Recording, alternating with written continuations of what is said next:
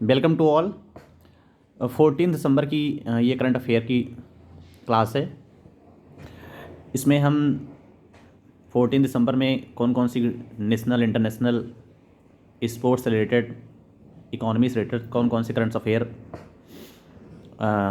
Important है उसको discuss करेंगे। तो चलिए स्टार्ट करते हैं। इसमें सबसे पहला है कि कि ministry of information and broadcasting ने क्या किया है, एक बुकलेट रिलीज़ किया है। क्या रिलीज़ किया है? एक बुकलेट रिलीज़ किया है, जिसमें क्या हाईलाइट किया है कि हाल ही में जो गवर्नमेंट 3 एग्रीकल्चर से संबंधित जो 3 कानून ला रही है, जिसको लेकर देश लेवल पर स्टार्ट हुआ था पंजाब और हरियाणा से, लेकिन अब ये देश लेवल पर जो है फार्मर्स क्या कर रहे हैं, प्रोटेस्ट कर रहे हैं उन कानून्स को लेकर।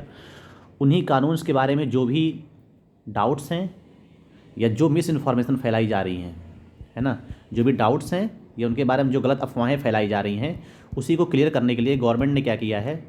गवर्नमेंट का कौन सा मंत्रालय, इसको याद करिएगा, ministry of information and broadcasting. इसने क्या किया, एक बुकलेट जारी किया है जिसका नाम रखा है पुटिंग फार्मर्स फर्स्ट। क्या नाम है बुकलेट का? Putting farmer first. इस नाम से बुकलेट जारी किया है। इसमें किसी प्रकार का किसानों को डाउट्स ना रहे कि इस कानून में, इन कानून्स में कौन कौन से प्रोविजंस हैं, ठीक है, इसी को क्लियर करने के लिए जारी किया गया है। नेक्स्ट देखते हैं। नेक्स्ट है कि Nitin Gadkari and highways minister, ठीक है, मतलब road transport and highways minister Nitin Gadkari ने क्या किया है, इनाग्रेट किया है कोलिवर ब्रिज। कहाँ पे किया है कोलिवर ब्रिज को? सोन रिवर पड़ता है बिहार में, वहाँ पर इसको जो है इन्होंने इसकी शुरुआत कर दी है। ठीक है, इसकी जो लंबाई होगी 1.5 किलोमीटर होगी। कोलिवर ब्रिज की लंबाई कितनी होगी? 1.5 किलोमीटर होगी। और ये बिहार में जो सोन रिवर पड़ता है उसी पे बनाई जा रही है। ठीक है, नेक्स्ट देखिए। इटली के फुटबॉलर थे जो कि 1982 वर्ल्ड कप के स्टार रहे हैं। इनका नाम है पाओलो रोजी। ठीक है, इनकी डेथ हो गई है। पाओलो रोजी कहाँ के रहने वाले थे? ये इटली के। ये भी इंपॉर्टेंट है। नेक्स्ट देखिए आप। China becomes second country to plant its national flag on moon. China दूसरी ऐसी कंट्री बन गया है जिसने अपने झंडे को क्या किया है, अपने राष्ट्रीय झंडे को कहाँ पे? मून पे उसने प्लांट किया है। ओके, इससे पहले जो फर्स्ट कंट्री थी वो यूएसए थी, United state of America. Second country कौन बन गया है? चाइना बन गया है। ओके, नेक्स्ट देखिए। इसमें यह हुआ है कि जो बॉम्बे स्टॉक एक्सचेंज है, बीएससी, बॉम्बे स्टॉक एक्सचेंज ने क्या किया है, एक BSC E agriculture market limited launch किया है। BSC E agriculture spot market platform launch किया है, जिसका नाम रखा है BEAM. B for BSC, E for E agriculture market. BEAM नाम से जो है इसने क्या किया है, एक मार्केट प्लेटफॉर्म लॉन्च किया है। ये इलेक्ट्रॉनिक स्पॉट प्लेटफॉर्म है जिसका पर्पज़ है कि एग्रीकल्चर मार्केट्स में कम्पिटिटिवनेस को इम्प्रूव किया जाए, बूस्ट किया जाए। जो एग्रीकल्चर सेक्टर में जो कम्पिटिटिवनेस है, जो प्रतिस्पर्धा है, उसको क्या किया जाए, बूस्ट किया जाए। ठीक है, तो ये किसने लॉन्च किया है? बॉम्बे स्टॉक एक्सचेंज ने। इसका क्या नाम रखा है इसने? बीम नाम रखा है। ओके, नेक्स्ट देखिए आप।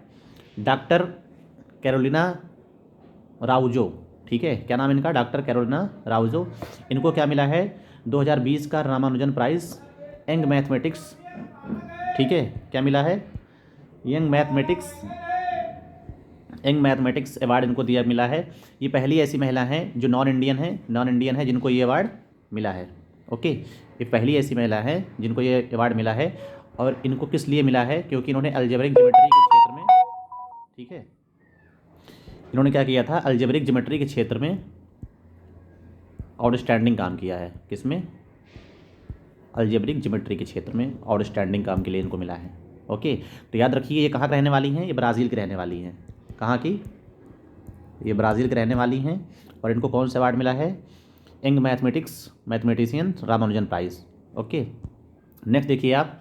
डीबीएस बैंक ऑफ इंडिया ने, और इसके अलावा हकदर्शक, ठीक है, इन दोनों ने क्या किया है, इन दोनों ने मिलकर एक समझौता किया है। ठीक है, इन दोनों ने मिलकर क्या किया, समझौता किया है, जिससे कि एमएसएमई सेक्टर को, जो कि कोविड-19 की वजह से काफ़ी कह सकते हो क्राइसिस में चली गई थी, उसको क्या करना है, उसको रिकवर करने के लिए इन दोनों ने आपस में क्या किया है, समझौता किया है। एमएसएमई सेक्टर को दोबारा से रिवाइव करने के लिए, उसको रिकवर करने के लिए डीबीएस ने और हकदर्शक ने, दोनों ने क्या किया है, समझौता किया है। ओके, नेक्स्ट देखिए। नेक्स्ट है कि WHO, वर्ल्ड हेल्थ ऑर्गेनाइजेशन, उसके अलावा IFRC, ठीक है, इसका नाम फुल फॉर्म है international federation of real cross and red crescent societies, ठीक है। इन सब ने मिलकर क्या किया है, एक मेमोरेंडम ऑफ अंडरस्टैंडिंग साइन किया है, और इसके तहत ये लोग क्या करने जा रहे हैं, एक इमरजेंसी मेडिकल, ठीक है, इमरजेंसी मेडिकल टीम डेवलप कर रहे हैं, जिनका पर्पज़ ये होगा कि कभी भी जब भी कोई ह्यूमैनिटेरियन क्राइसिस आएगी, कौन सी क्राइसिस आएगी, ह्यूमैनिटेरियन क्राइसिस जब भी आएगी, तो उस समय ये लोग क्या करेंगे, इमरजेंसी मेडिकल फैसिलिटी प्रोवाइड कराएंगे, जिससे कि मेडिकल फैसिलिटीज़ को इमरजेंटली कह सकते हैं आप, प्रोवाइड कराया जा सके, ठीक है। कौन कौन इसमें है, WHO है, IFRC है, इन दोनों ने साथ में समझौता किया है to strengthen delivery of emergency medical supplies, ठीक है। जब भी ह्यूमैनिटेरियन क्राइसिस आए तो ऐसे में मेडिकल फैसिलिटीज़ को, ठीक है, ईजिली अवेलेबल कराना या डिलीवर कराना इनका टारगेट रहेगा। नेक्स्ट देखिए आप, वर्ल्ड बैंक ने जो है, वर्ल्ड बैंक की जो ministerial round table discussion on vaccination South Asia against कोविड-19, ठीक है, ये हुआ है। इसमें क्या हुआ है कि भारत ने ये बताया है कि भारत में जो फैटलिटी रेट रही है वो 1.45% रही है, कितनी रही है, जबकि ग्लोबल लेवल पर कितना है, जबकि ग्लोबल लेवल पर 2.29% रहा है। तो भारत ने प्रयास किया है कि इस मीटिंग में बताने का प्रयास किया है कि भारत में फर्टिलिटी रेट फिर भी 1.45% ही रही है, जबकि ग्लोबल लेवल पर 2.29% रही है, ठीक है। इसके अलावा भारत ने ये भी बताया है कि टोटल वर्ल्ड लेवल पर 260 वैक्सीन कैंडिडेट्स हैं ग्लोबल लेवल पे, जिसमें से 8 इंडिया के कैंडिडेट्स के द्वारा डेवलप की जा रही हैं, और इसके अलावा 3 इसमें से स्थानीय यहाँ के इंडिजिनस हैं। 3 भारतीय स्थानीय कौन कौन सी हैं, एक का नाम है कोविशील्ड, दूसरा का नाम है कोवैक्सीन, और तीसरे का नाम है जायकोविड, ठीक है। ये 3 वैक्सीन्स यहाँ के इंडिजिनस हैं। ये भारत ने इस मिनिस्ट्रियल समिट में, ठीक है, जो कि वर्चुअली हुआ था, इसमें भारत ने इसको क्या किया है, हाईलाइट किया है। ओके, नेक्स्ट देखिए आप, वर्ल्ड इकोनॉमिक फोरम की बहुत इंपॉर्टेंट है। वर्ल्ड इकोनॉमिक फोरम का पहली बार स्पेशल एनुअल मीटिंग जो है वो 13 मई से 16 मई 2021 में, ठीक है, कहाँ पे होने जा रहा है, सिंगापुर में होने जा रहा है। कहाँ होने जा रहा है, सिंगापुर में होने जा रहा है। और ये पहला ऐसा अवसर है जब पहली बार ये कहाँ होने जा रहा है, एशिया में होने जा रहा है, एशिया महाद्वीप में पहली बार होने जा रहा है। और ये दूसरा ऐसा मौका है जब ये दावोस जो कि स्विट्ज़रलैंड में पड़ता है, दावोस स्विट्ज़रलैंड से बाहर ये दूसरी बार पड़ने जा रहा है। 2002 में इसके पहले न्यूयॉर्क में एक बार हो चुका है, ठीक है, special annual meeting of world economic forum, ठीक है। तो कहाँ पे इस बार होने जा रहा है, 2021 में सिंगापुर में होने जा रहा है। उसके अलावा ये फर्स्ट टाइम ऐसा है जब ये एशिया में होने जा रहा है, सेकंड टाइम ऐसा है जब ये दावोस स्विट्ज़रलैंड के बाहर होने जा रहा है, ठीक है। 2002 में कहाँ हुआ था, ये न्यूयॉर्क में हुआ था, ठीक है। नेक्स्ट देखिए आप, इंडिया और कतर ने क्या किया है, इंडिया और कतर ने जो है एक टास्क फोर्स गठित करने का निर्णय लिया है, डिसीजन लिया है, जिससे कि कतर और इंडिया के बीच में एनर्जी सेक्टर क्या हो सके, एनर्जी सेक्टर में जो भी कॉपरेशंस हैं वो बूस्ट हो सकें, एनर्जी सेक्टर में, ऊर्जा के क्षेत्र में कॉपरेशन क्या हो सकें, बूस्ट हो सके। इसके लिए क्या किया है, इंडिया और कतर ने क्या किया है, एग्रीमेंट किया है। ऐसे आपको बता दें कि जो कतर जो है सबसे लार्जेस्ट या कह सकते हैं सबसे बिगेस्ट सप्लायर है इंडिया का।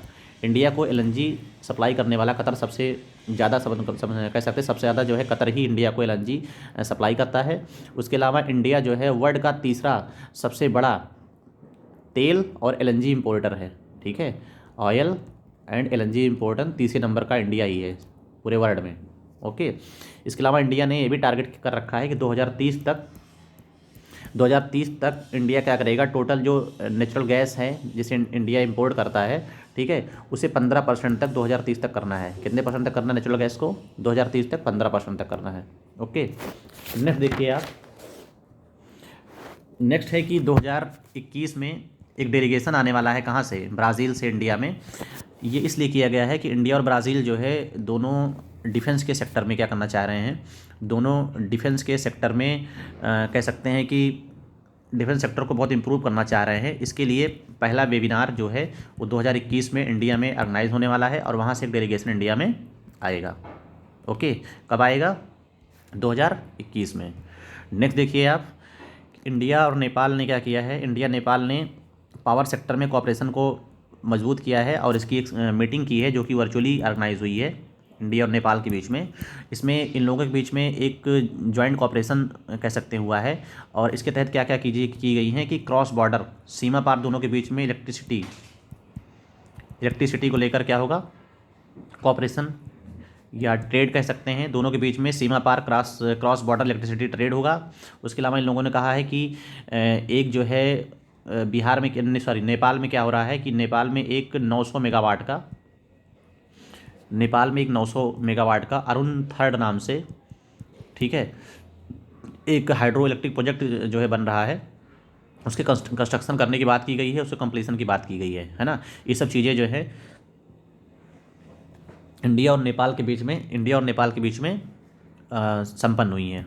नेक्स्ट देखिए आप, 5th round of focus foreign office consultations between India and Cyprus on virtually.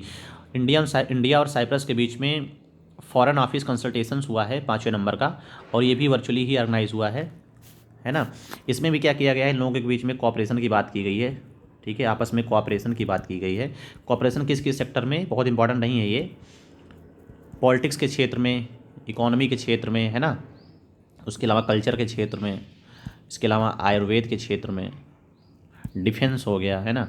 इन सब सेक्टर्स में इन दोनों देशों के बीच में, कौन कौन से देश हैं, साइप्रस और इंडिया, इनके बीच में क्या हुआ है, ये वर्चुअली एक समिट हुई है। ओके, इतना इंपॉर्टेंट नहीं है। नेक्स्ट देखिए आप, इंडिया और म्यांमार के बीच में 5th India Myanmar bilateral meeting drugs control cooperation held virtually, ये भी वर्चुअली ही हुआ है ना।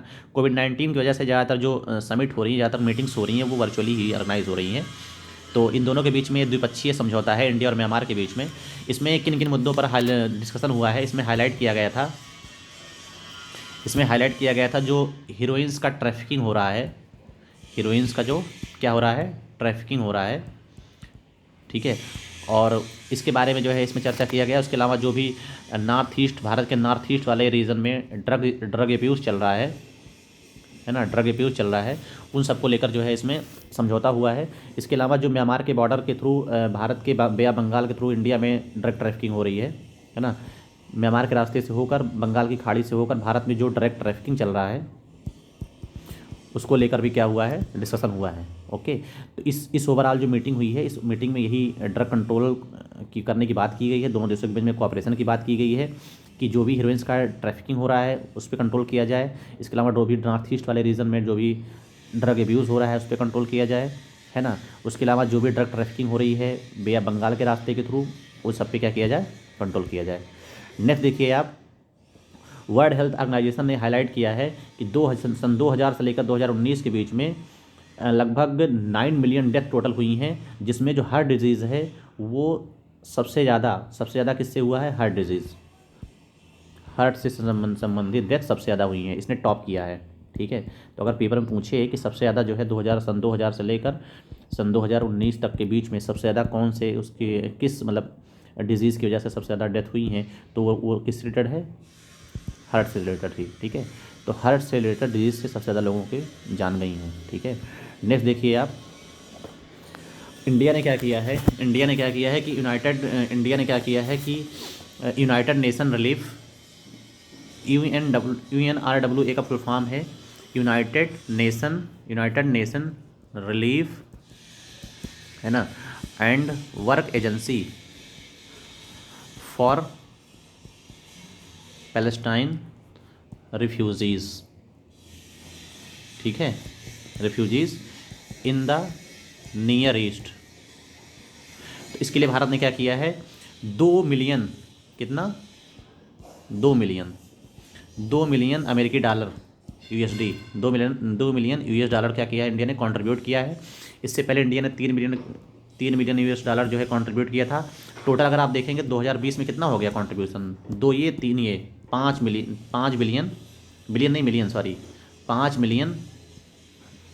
5 मिलियन अमेरिकी डॉलर जो है कंट्रीब्यूशन भारत ने टोटल UNRWA को किया है, ओके, 2020 में।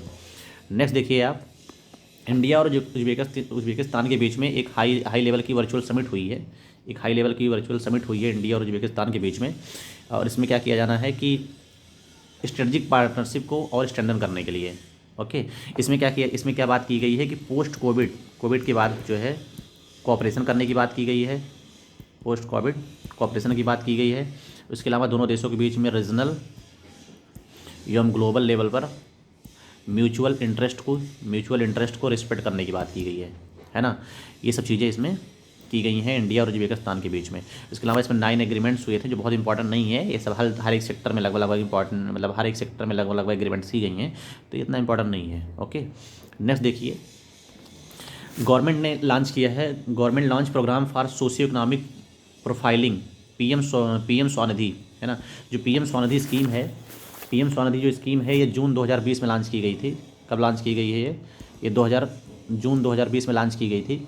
और इस बार गवर्नमेंट ने क्या किया है कि socio economic profiling PM Svanidhi, ठीक है। पीएम स्वनिधि के तहत क्या होना था कि इसके तहत जो है, जो भी कोविड-19 की वजह से या लॉकडाउन की वजह से जो स्ट्रीट वेंडर हैं, कौन है स्ट्रीट वेंडर, जो स्ट्रीट वेंडर्स के बिजनेस जो है वो चौपट हो गए थे, बर्बाद हो गए थे, उन सबको जो है माइक्रो क्रेडिट फैसिलिटीज़ को प्रोवाइड करना। इसका एम था माइक्रो क्रेडिट फैसिलिटीज़ को प्रोवाइड करना, जिससे कि वो अपना बिजनेस को दोबारा से क्या कर सकें, स्टार्ट कर सकें, है ना। और स्टार्टिंग में क्या होगा कि स्टार्टिंग में ये जो स्कीम है ये 6 शहरों में लॉन्च की जानी है। कहाँ कहाँ लॉन्च की जानी है? एक तो गया में, दूसरा इंदौर में, ठीक है, तीसरा काकचिंग में, चौथा निज़ामाबाद, उसके अलावा राजकोट के अलावा वाराणसी। इन 6 शहरों में गया, इंदौर, काकचिंग, निज़ामाबाद, राजकोट, वाराणसी, इन 6 शहरों में इसको लॉन्च किया जाना। किसको? Socio economic profiling PM Svanidhi. Okay, तो ये कुल मिलाकर स्ट्रीट वेंडर्स के लिए है। PM street vendors Atmanirbhar Nidhi scheme, इसका नाम है पूरा, PM street vendors Atmanirbhar Nidhi scheme, ठीक है, जो कि माइक्रो क्रेडिट फैसिलिटीज़ प्रोवाइड कराएगा किसको? स्ट्रीट वेंडर्स को। नेक्स्ट देखिए आप, इंडिया का फर्स्ट जो है LGBT plus work place equality index launch किया है इंडिया ने, ठीक है। ये किसने मिलकर लॉन्च किया है? एक है KSF, ठीक है, एक है प्राइड सर्किल, इसके अलावा एक है स्टोनवेल, ठीक है, और इसके अलावा फिक्की आप लोग जानते ही होंगे। इन सब ने मिलकर क्या किया है? ये इंडेक्स को लॉन्च किया है। और ये पहली बार ऐसा है जब इंडिया ने ऐसा इंडेक्स लॉन्च किया है। इसमें क्या हुआ है कि इंडिया की दो इंडियन कंपनीज़ को क्या मिला है? वो गोल्ड वाले दर्जे में रखा गया है, गोल्ड का अवार्ड मिला है। 4 इंडियन कंपनी ऐसी हैं जिनको जो है सिल्वर का मिला है। और इसके अलावा एक इंडियन कंपनी जिसको ब्रॉन्ज मिला है, ठीक है। 2 इंडियन कंपनी को गोल्ड मिला है, 4 इंडियन कंपनी को सिल्वर और 1 इंडियन कंपनी को मिला है, ब्रॉन्ज मिला है। ये पहली बार ऐसा है कि जब क्या हुआ है कि LGBT से संबंधित और work place equality index launch किया गया, ठीक है। KSF का फुल फॉर्म है केशव सूरी फाउंडेशन है एक, ठीक है, इसने लॉन्च किया है। इसमें कुल मिलाकर 9 क्राइटेरिया ली गई थी टोटल इस इंडेक्स को लॉन्च करने के लिए। बाकी कौन सी कंपनीज़ को मिला है ये सब चीज़ें हाईलाइट नहीं की गई हैं न्यूज़ में। ओके, नेक्स्ट देखिए आप, Shri AK Singh, chairman and managing director of NHPC, let the foundation of stone of head regulator Indo Nepal link canal. India और नेपाल के बीच में एक कैनाल बन रहा है जिसकी लेंथ है 1.2 किलोमीटर। कितनी है? 1.2 किलोमीटर। और इस पर क्या हुआ है कि 94.2 मेगावाट टनकपुर पावर स्टेशन यहीं पे है ना। 94.2 मेगावाट टनकपुर जो पावर स्टेशन है यहीं पे है। और इंडिया और नेपाल के बीच में लिंक कैनाल बन रहा है, ठीक है। वहाँ पे क्या किया है कि स्टोन को इस्टेब्लिश कर दिया गया है ना। स्टोन फाउंडेशन हो गया यहाँ पर। किसने किया है? श्री AK सिंह ने। और इस जो इंडिया और नेपाल को जो लिंकिंग कैनाल है, इसकी लंबाई कितनी होगी? 1.2 किलोमीटर होगी। और इसको बनाया किसके तहत जा रहा है? महाकाली ट्रीटी के तहत बनाया जा रहा है। इंडिया और नेपाल के बीच में एक ट्रीटी हुई थी, एक संधि हुई थी, उसका नाम था महाकाली ट्रीटी। उसके तहत इसको बनाया जा रहा है और महाकाली रिवर पे ही के आसपास ही बनाया जा रहा है। किसके आसपास? महाकाली रिवर, ठीक है। तो ये हमारा आज का करंट अफेयर का क्लास नहीं ख़त्म हो जाएगा। Thanks for watching.